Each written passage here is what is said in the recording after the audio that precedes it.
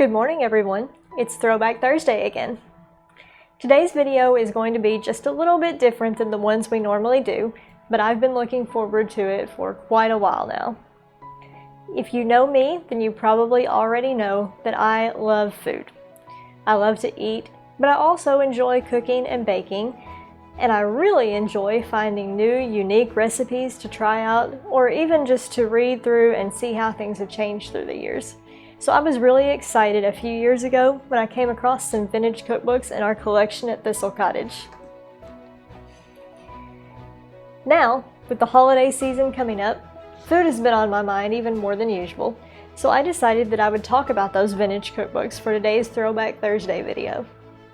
But before I could do that, I decided that I needed a little more personal experience with these types of recipes in these books. So instead of me just flipping through the books and then sitting here telling you about them, I actually tried out a few of the recipes from these books. We'll talk more about the particular recipes in just a minute. Before we get into that though, I want to point out a few things that you should know about using vintage cookbooks in case you decide to try one out the way I did. First, you should know that cookbook authors of days past sometimes assume a lot of knowledge on the part of the cook. Recipes in older cookbooks may not include all of the details or information that you have become accustomed to having. It may tell you to add a sauce, but then not tell you how to create that sauce. Or the recipe may not even include cooking times or temperatures. Equipment of the time was different, of course, and many homes wouldn't have been able to accurately keep track of either of those metrics. And also, recipe authors didn't typically write for beginners back then. They assumed that the home cooks who were using their instructions would already be fairly well versed in cooking for their families. Some of the terminology used in vintage cookbooks may also be different. Like I said, equipment of the time was not the same as what we use today, so some of the techniques, ingredients, and equipment mentioned in old recipes may be things you haven't heard of before. You should be prepared to do some historical research to define these terms if you plan to use an older recipe. And finally, be aware that some of the information in vintage cookbooks may be outdated and could even potentially be dangerous. Science and technology have improved our knowledge of health and sanitation, but recipe authors of days past may not have had access to that information. So, for example, this cookbook here, which was printed in 1904, suggests that vegetables should be cooked thoroughly to make sure they are wholesome and easy to digest. Now, we know this is not only necessary for most vegetables, but in many cases is even not preferred, since the process of cooking can reduce the nutrients provided. Raw or lightly cooked vegetables tend to contain more vitamins and nutrients than vegetables that have been, quote, very well cooked, as the cookbook suggests. Even more importantly, you can see here that the author suggests that cooks rub meat with a little powdered borax to keep it fresh longer, even in warm temperatures. At the time this book came out, cooks struggled to find ways to keep food fresh, since antique iceboxes could only do so much, and modern refrigerators weren't invented until 1913. But this borax suggestion we know now is probably not the best idea. Borax is considered toxic and should not be used in this way. With all of that in mind, for my personal experiment, I chose to cook a meal for the ages, or at least a meal from the ages. I prepared 4 dishes, one each from 4 cookbooks that were printed in different time periods. This one in 1904, Good Housekeeping's book of menus, recipes, and household discoveries from 1922, my own personal copy of the 1968 edition of the much beloved Better Homes and Gardens new cookbook, and just for comparison purposes, 2018's Tasty Ultimate Cookbook. I started with the 1904 cookbook, knowing it would probably be the most difficult and time-consuming, both to prepare and to talk about in this video. It took a while just to choose a dish. As I mentioned earlier, cooks of the early 20th century used some different ingredients than we typically do now. For one thing, they used a lot more seafood than we modern cooks do, especially in Kentucky, and they used a lot more of the animal, including several different organ meats. Personally, I'm not a fan of either organ meats or seafood, and I struggled a little bit to find a recipe that didn't use those things and would be doable for me, an amateur cook, in my home kitchen over the course of a weekend. I ended up choosing what I would consider an appetizer recipe, although they called it a Friday entree, one that uses no meat. So for this project, I prepared mushrooms en croustade. With that decision made, I still had to overcome the lack of detail that I previously mentioned. To be fair, this book doesn't actually call itself a cookbook. It is a selection of dishes and the chef's reminder, and the book even specifies that it was especially adapted for use by the average hotel, club, and restaurant, not home cooks per se. Still, there are some minimal instructions included regarding how to prepare these dishes, and those are fairly typical of recipes of that time period. Those directions, though, aren't necessarily written out in one convenient spot the way we expect from most modern recipes, so preparing this recipe involved a lot of flipping around from one part of the book to another. And I did try to be as authentic and true to the time period as possible, so I didn't use a lot of prepared or processed ingredients. Instead, I did as much of the work myself as possible, the way that a cook would have in 1904. I did use a couple of shortcuts.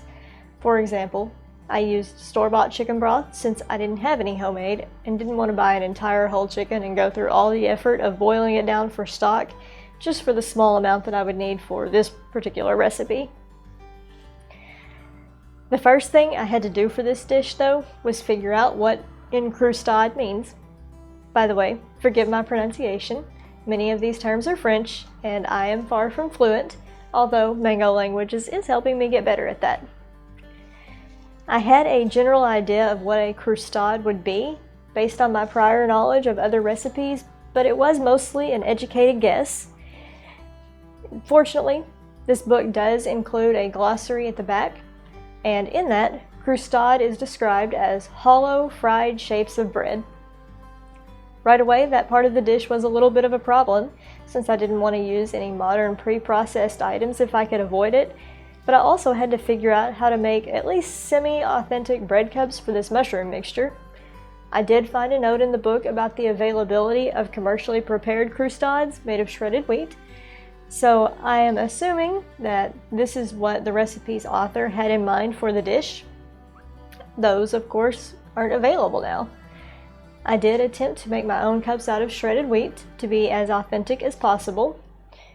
I crushed shredded wheat cereal, which I checked was available in 1904, and then I treated it kind of like I would cookie or graham cracker crumbs for a pie crust.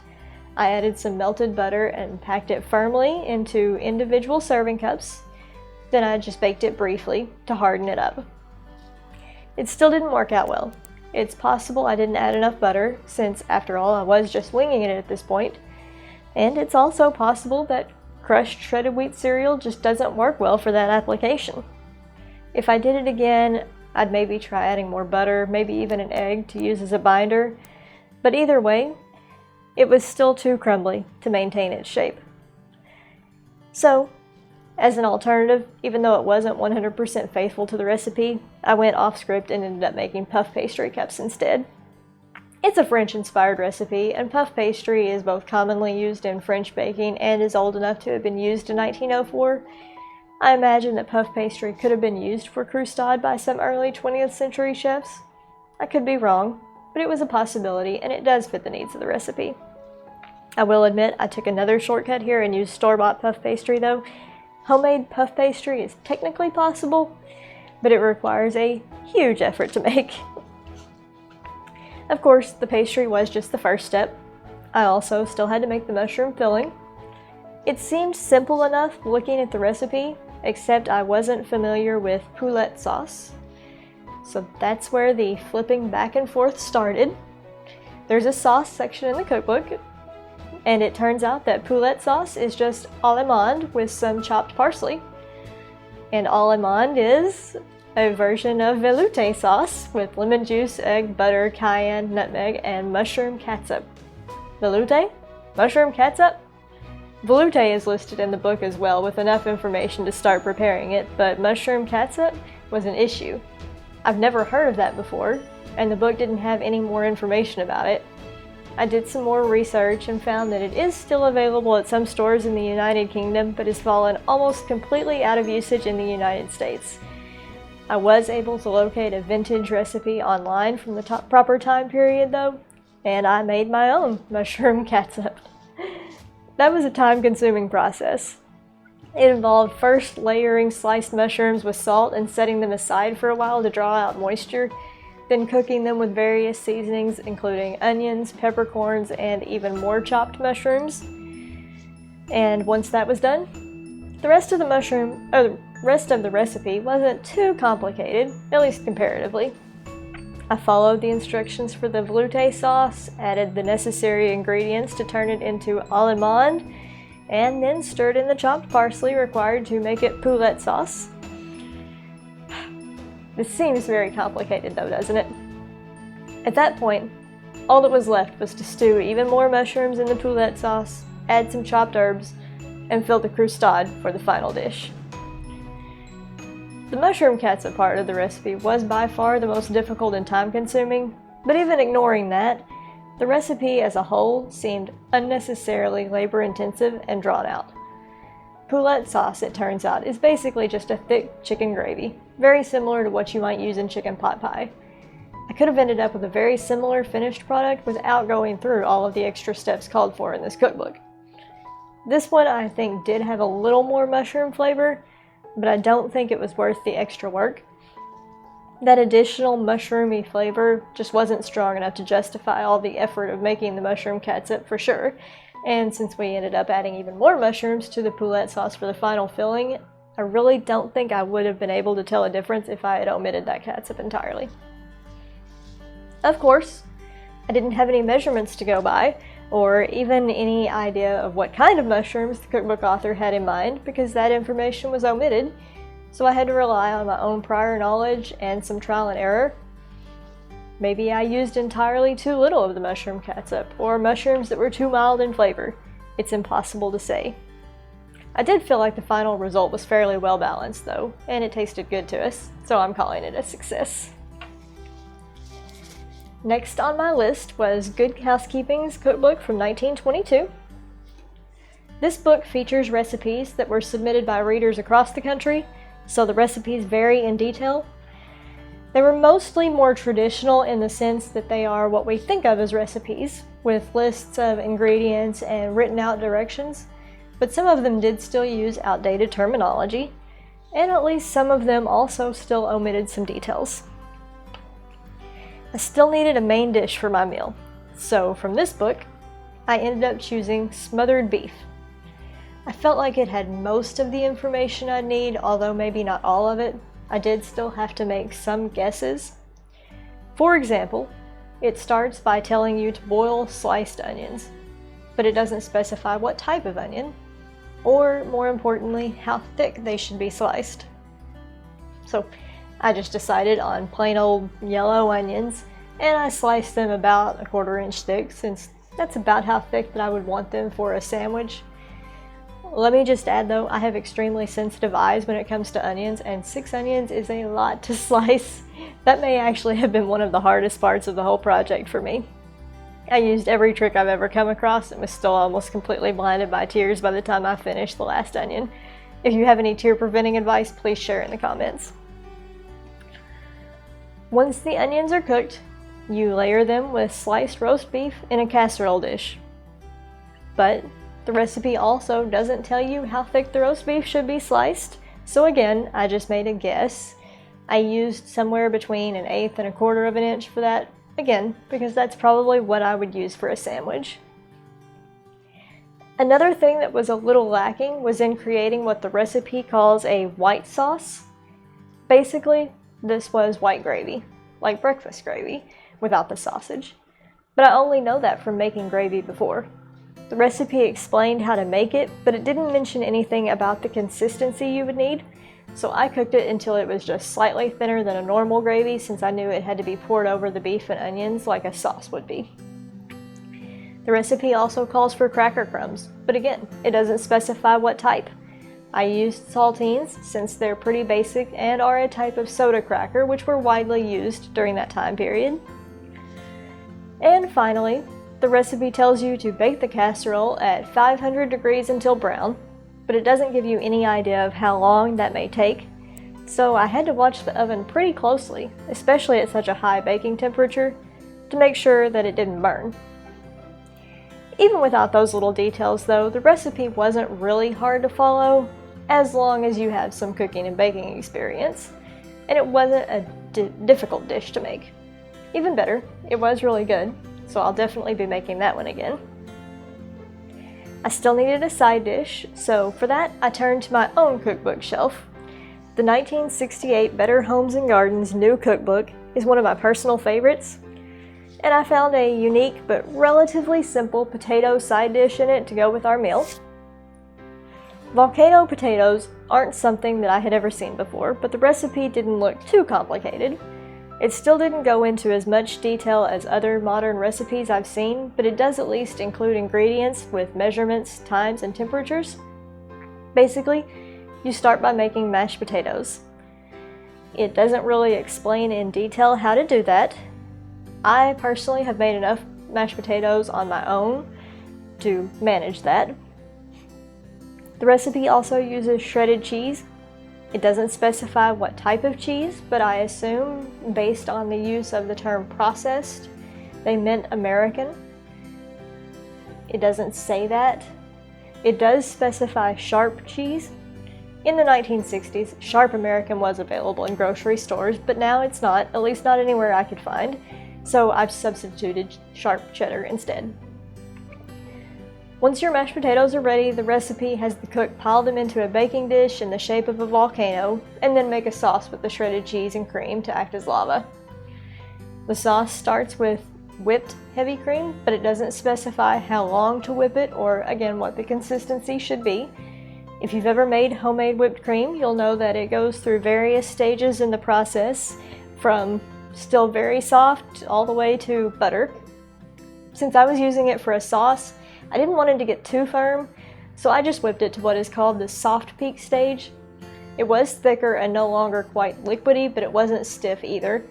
And I also opted to whip by hand so I had better control and wouldn't accidentally get it too thick. Once you've whipped your cream, you just add the shredded cheese to it and then pour the mixture onto the top of the volcano of potatoes.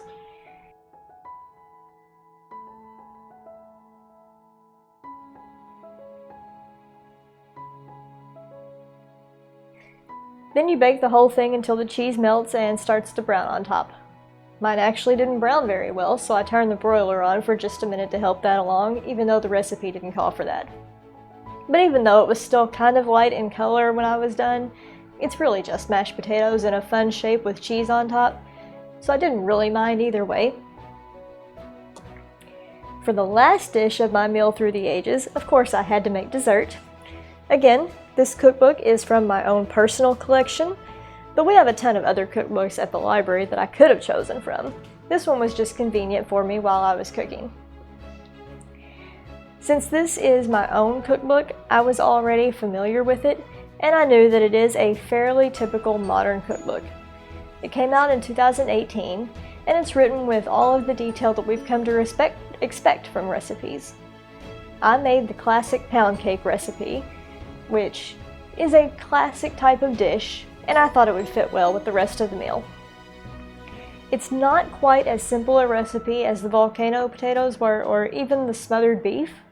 There were more ingredients and more steps involved, but it was still much easier to follow than the oldest two recipes I used, because all of the necessary information was right there, and I didn't have to do any extra research or flip back and forth in the book. The only things that seemed to be missing were some small details, and after taking a second look, that information was still included. It was just in a sidebar. It wasn't written directly into the recipe. I'm talking about things like making sure your ingredients, like butter and eggs and any other refrigerated ingredients, are at room temperature, and how long you should cream your butter and sugar before you move on to the next step of the recipe. I will add one tip that the recipe didn't include. If you have a stand mixer, use it. Those are a big help with creaming butter for recipes. I didn't use mine this time since not everyone has access to a stand mixer, and I wanted to have the same experience that other cooks might have. But I know from my own past experience that it does really speed up the process when you're creaming butter and makes it a lot easier on your arms. The recipe does include other details right there on the page though, like telling you to sift your flour instead of just dumping it all at once into the mixing bowl. That is the type of thing that I think might have been left out of a vintage recipe. You know, an older recipe might just say, add flour. The finished cake turned out as expected, again, based on my past experience with pound cake. I actually didn't have a photo to go off of with this recipe, although that is unusual. It's one of only a few recipes in this cookbook that doesn't have a photo, which is actually part of the reason I chose it for this project, since I was comparing these recipes and didn't want to skew the results by trying to make my cake look like the photo instead of just following the written directions. The oldest two cookbooks didn't have any photos at all, and the 1968 Better Homes and Gardens book only has a few. As I'm sure you know, most modern cookbooks include a photo of just about every recipe inside, and I, for one, appreciate that. I did vary from the book's recipe just slightly at the end. The recipe called for making a simple glaze, but we don't eat a lot of sweets in my house, so instead I topped our cake with just whipped cream and fresh berries instead. And with that, my meal was complete, and my husband and I were finally able to sit down and enjoy it.